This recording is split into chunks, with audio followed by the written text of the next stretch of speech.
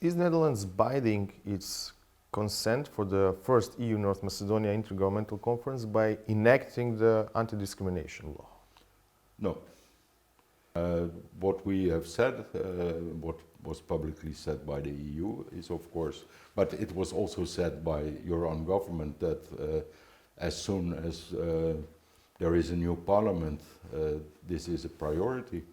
And if you read the verdict of the Constitutional Court, I'm happy to say that this law was not criticized on its content. It was criticized on procedure. So that can be fixed, and it is necessary to fix it. But in the whole process of North Macedonia acceding to the EU, for us this is not a separate point. Mm-hmm.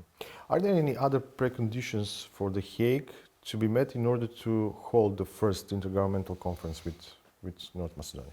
Well, as you know, Commissioner Vareli announced that this week the member states would receive the negotiating framework. Then that will become a document that first will be discussed amongst the member states. And it is clear where the Netherlands stand, but I haven't seen the document.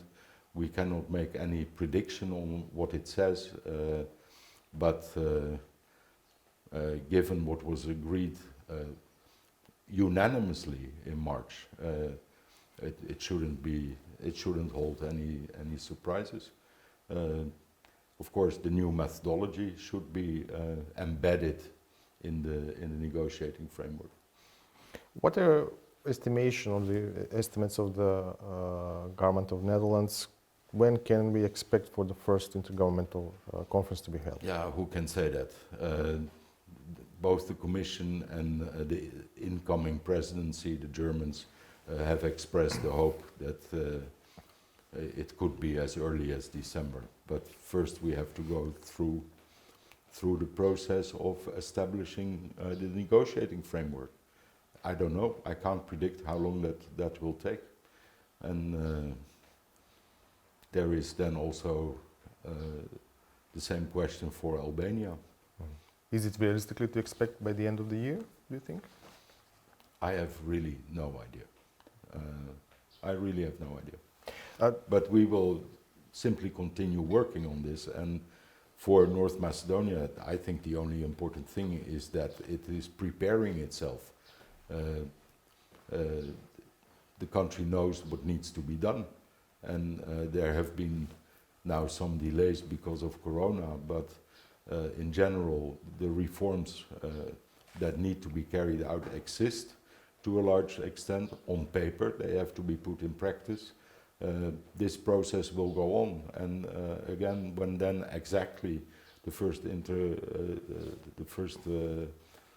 intergovernmental conference will take place, somewhere during these preparations, but it shouldn't stop North Macedonia just carrying on.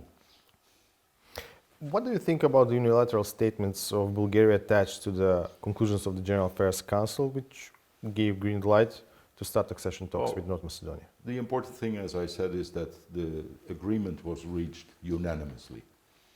And in order to become a member of the European Union, North Macedonia will have to implement the agreements it has with its neighbors in good consultation and to resolve existing problems if they are there. This is not always simple. We have seen since the collapse of the Soviet Union, when the process started of former East Bloc countries becoming members of NATO and the EU, that there were a lot of bilateral problems that had been unsolvable for decades often, and one by one the nations involved managed to solve these problems. Poland, Lithuania, Slovenia, Italy, there are a whole lot of them, and the countries that kept their eye on the final goal, which was becoming members of NATO and the EU, still managed to find a compromise to solve the problems with their neighbors. So I am in no doubt that North Macedonia will be able to solve the problems it has with its neighbors in a similar manner.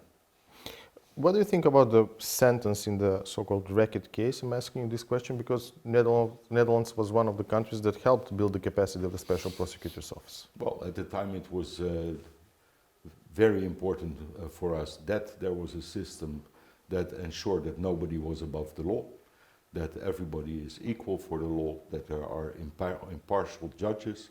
I'm not going to comment on an existing case, and certainly not one that is open to appeal. But I think on the whole, with the decisions of Parliament in February, that North Macedonia is working hard and achieving a lot in establishing a system, a judiciary that can function impartially. With the Judicial Council, what we see in the Constitutional Court, what we see in the Supreme Court, it is all heading in the right direction. And people who disrespected the law and committed criminal acts have to be prosecuted, whoever they are, whatever position in society they have or had. What are the expectations of Netherlands from the upcoming parliamentary elections in North Macedonia? Well, it's very good they are finally there. I mean, this country, understandably due to Corona, has had quite a long time without a parliament. That is not good for any country. So it is, I highly welcome that now a date has been established. I'm fully confident that this country will hold fair elections and credible elections, and it has done so before, so it can do it again. There are some special circumstances still. In this case, extra measures will have to be taken, precautions to make sure everybody can vote healthily without getting infected. The second important thing is that for the credibility of these elections, it is necessary that they are internationally observed. That is complicated because people need to travel to North Macedonia. But that seems ensured. It is maybe, and it looks like it's going to be as thorough as it usually is with ODIHR, and they have announced they will come.